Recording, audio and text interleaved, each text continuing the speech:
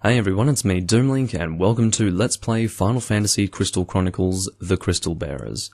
It is a rather long-winded name for a video game, to be sure, but funnily enough, before I actually started recording this, and I did do one recording attempt previously, it was a fairly long recording and I made a compilation out of it. It's kind of ridiculous and also funny, but regardless, before I started that whole recording process with this game, I actually didn't realize that it was The Crystal Bearers. I thought it was just Crystal Bearers, and even at that time I thought the name was long-winded, so it was pretty funny when I realized that there was another word in there that I wasn't aware of, or an additional conjunction or whatever. Obviously Square Enix are not too particularly concerned about having their video game titles be too long, but anyway. The only concern is that the name barely fits on the spine. I mean, I can't...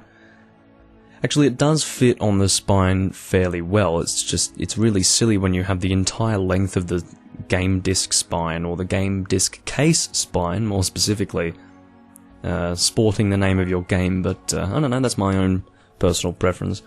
Just give me one moment while I select the Mii that I'm going to use for this particular user. Alrighty. So I basically just selected one of my Miis, of which I have many, because this Wii still has all of the Miis from the previous owner of the Wii itself, and I still haven't removed them all. But, yeah, there's no real character creation sequence, you don't name the profile, you don't do anything like that. You just select the Mii that you want to use, and go right ahead with the beginning of the game. Now, it's worth mentioning that I have indeed played this game before, but it was a long time ago when I did play it. It was around, well, almost 10 years ago now. I don't know if this game came out in 2009 or 2010, but I played it in the year of 2010. What a dull gig. What I find most annoying here is that I have no way to actually turn on the subtitles. Take good care of the Alexis, you hear? Games like these really need subtitles on screen, especially for me when I have the game volume fairly low to avoid bleed into the microphone. Stop using me then. But because this is the opening cutscene, I don't have access to any options to turn on subtitles, therefore it would make a lot more sense if they were turned on by default. Who the hell's it gonna hurt to have a few dialogue text lines on the screen? Also, this guy looks a lot like Axl Rose, which I find to be pretty funny.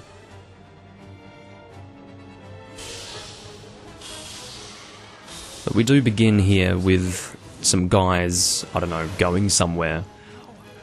Axl Rose is in a flying aircraft of sorts, which is much smaller than the main vessel, as well as this Lael person, the blonde kid. We can't take on this many. I forgot Axl Rose's in-game name, but I remember that the blonde guy's name is Lael. He literally just said Lael at the same time I said it, which was kind of funny. Leave it to me. Lael! Hey, Lael! Respond! Lael! Very cool main character we're playing as in this game. So we need to aim at the beasts and push B, in other words, fire at them. Of course, it was very lucky that the gun itself did not end up flying away in such a manner that Lael could not control its descent, because after all, he did throw the gun away long before he himself jumped, so it's very convenient that he just managed to grab onto it normally. Some of you would say, well, Lael's got magical powers, he's a bearer, he can go and pull the gun towards him. Well, he didn't do that. So, in the end, he was just very, very lucky. I don't know what's going on. There was like a red marker of sorts. Don't think that was anything that I did wrong, though.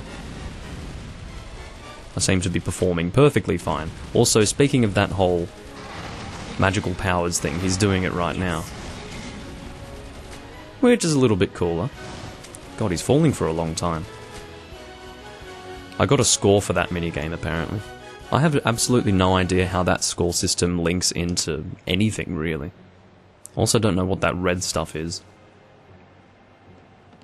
But yeah, it's worth mentioning that this was the second Final Fantasy game that I played. If you want to consider this to be a Final Fantasy game, that is. I only played spin-offs. It was Final Fantasy, Chocobo Tales, and this game. I'm a photographer. I was also very close to playing some of the Dissidia games, but I never ended up doing that.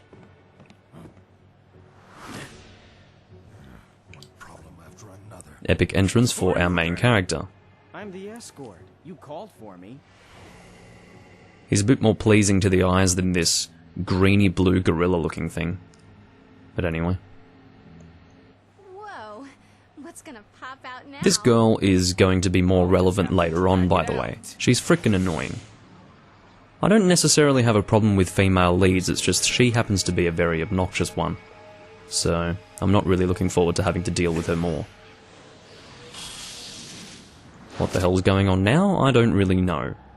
There was a random portal, a thing was coming out of it, and Lael decided to pull it out. Thank you for pulling me out, blonde boy. Impossible.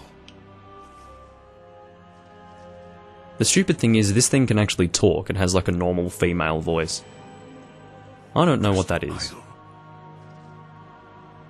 It also doesn't help that I can't really hear what's going on, because once again I do have my television volume quite low, so that it doesn't bleed into the microphone as I do my commentary. And of course I have no subtitles, so I can't actually read the text. The volume, or rather the low volume of my television, wouldn't actually make any sort of negative impact on my viewing experience if I did have subtitles, but the point is that I don't, so that's kind of a problem.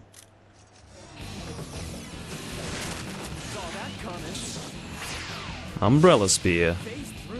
Needless to say, it didn't do a thing. Those are some pretty fancy shoes that thing's got on.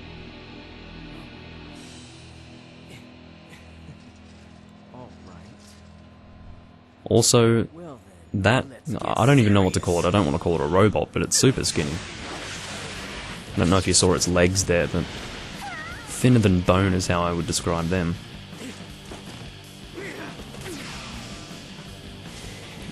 You're missing your hand, mate.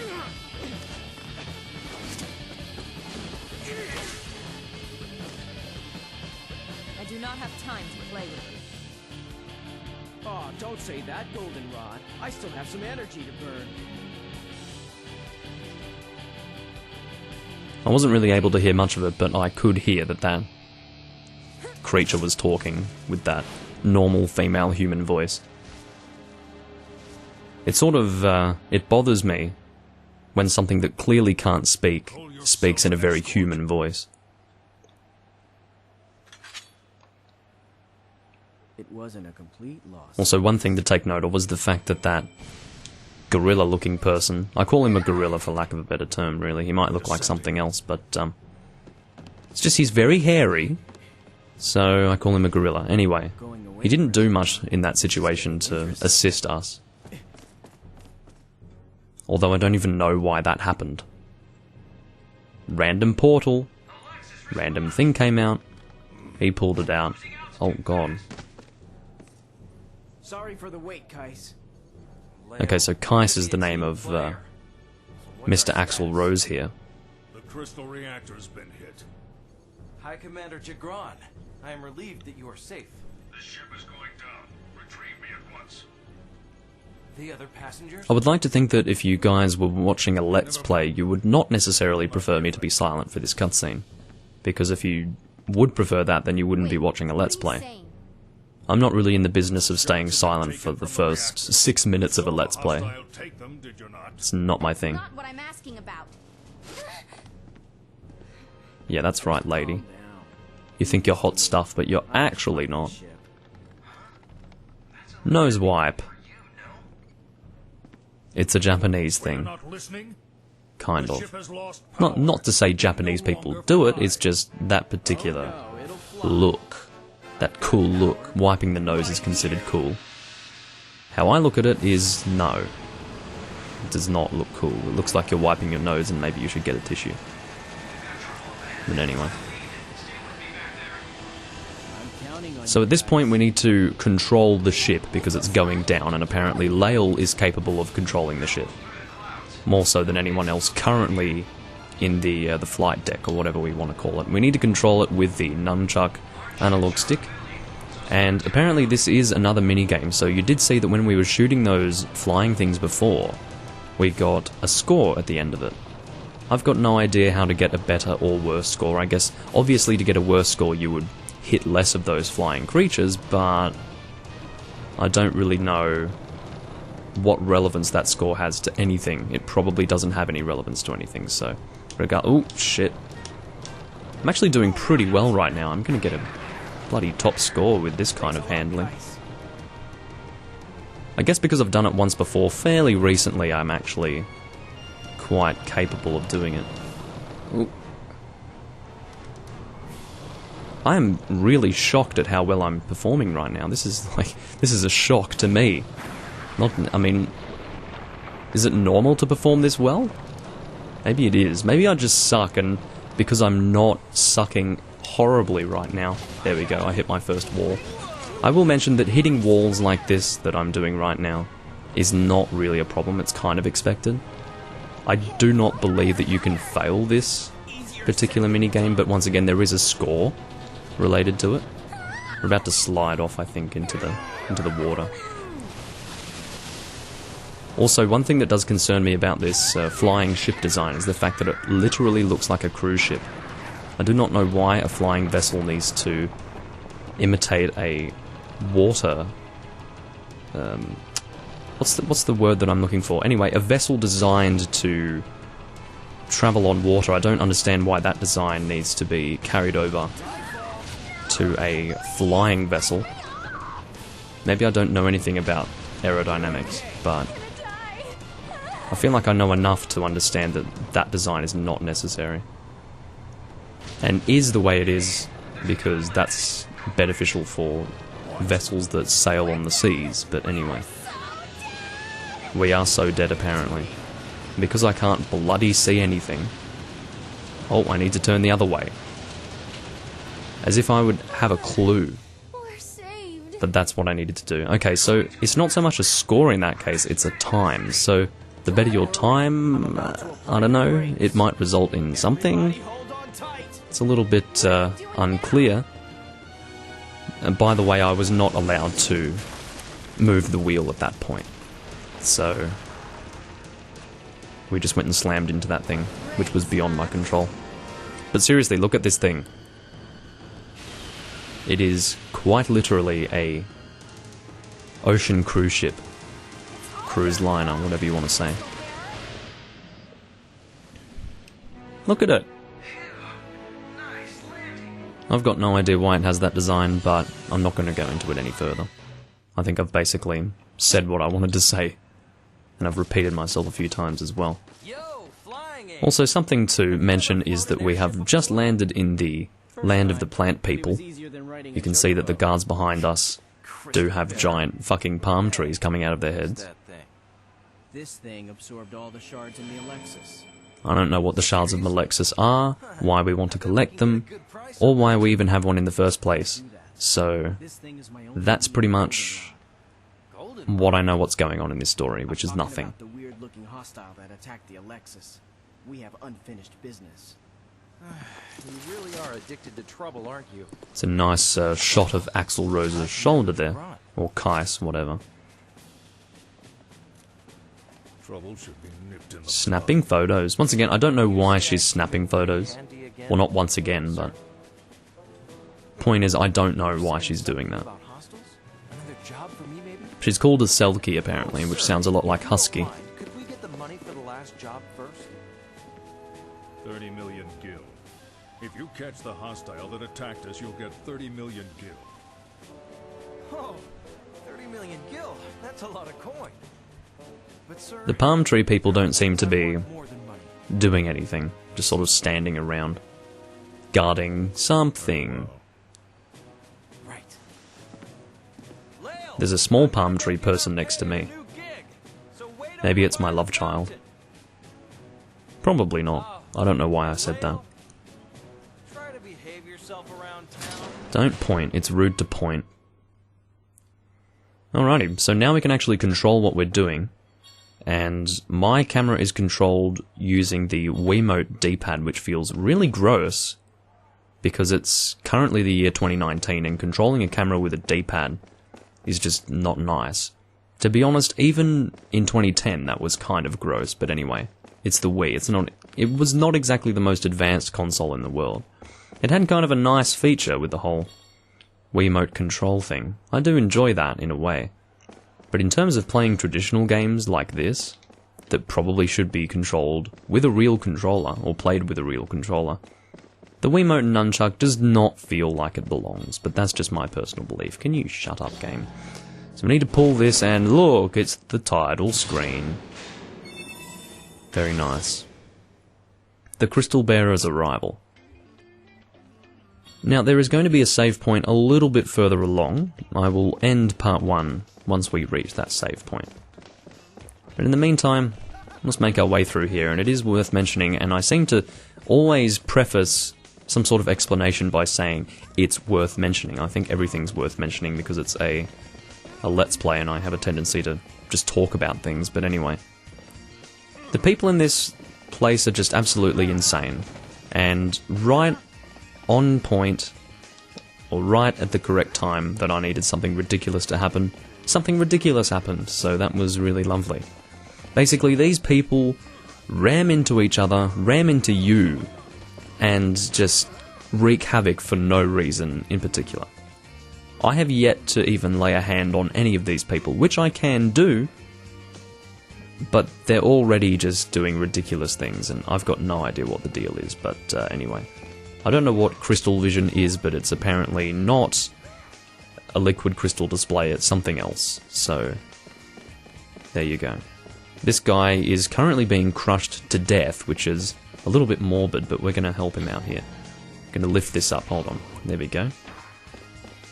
Didn't really let us carry it above our head, but apparently he's completely unharmed and can stand. He can also move his legs forwards and backwards, which is, yeah, he is perfectly healthy. Oh, there's another person being crushed. One thing to take note of when it comes to palm tree people, apparently, is that they can just withstand being crushed. Can you please stop? I'm trying to help this person, and you're actually physically abusing me.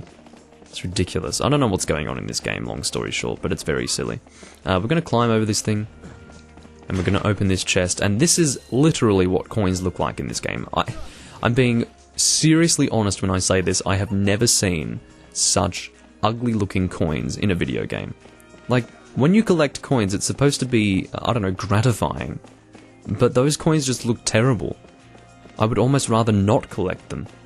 But anyway, they do make a nice little sound when you pick them up, but seriously, that just sucked. But we won't go into it any further, I don't think.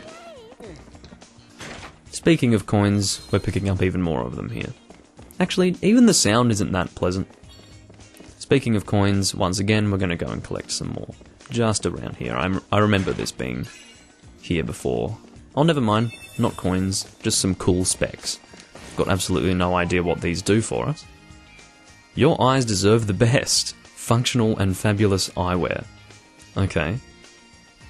So, can I equip them? What can I do with them? Accessories. Amulets? No. Realistically, sunglasses should not be under any of these categories, and indeed I was correct, they are not under any of those categories. So, what am I doing with these? I guess because it's a material, it's not something that I can equip, which kind of begs the question, what the hell is the point of it?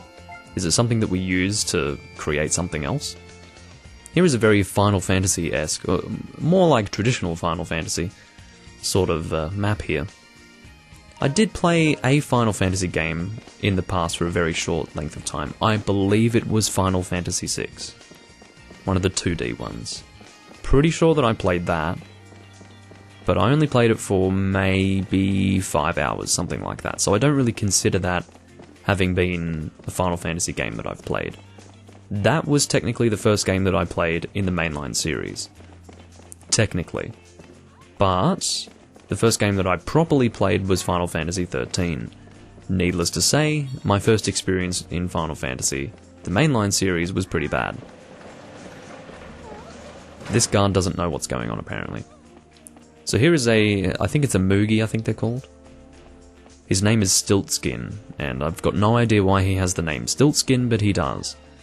Oh, the great clock has stopped. What are we going to do now? As long as the clock is broken, the shuttles won't run. Of course, whoever is in control, or at the very least is responsible for the shuttle system, is quite irresponsible in that that person only relies on one single clock. So what we have to go and do is fix the clock, and you won't believe how we do it. We headbutt the frickin' thing, which is exactly how you should fix broken electronics. I'm assuming it's electronic anyway. Maybe it's also mechanical, I don't know. Regardless, we just fix the clock by headbutting it. And that's literally this game. Colour me impressed. The name is Stiltskin. I'm sure we'll meet again. Yeah, rightio. I still can't really read the clock, but apparently the shuttles can run again now, so isn't that great? There's a save point just over here, so I am going to save there. And that's going to be it for part 1 for Let's Play Final Fantasy Crystal Chronicles The Crystal Bearers.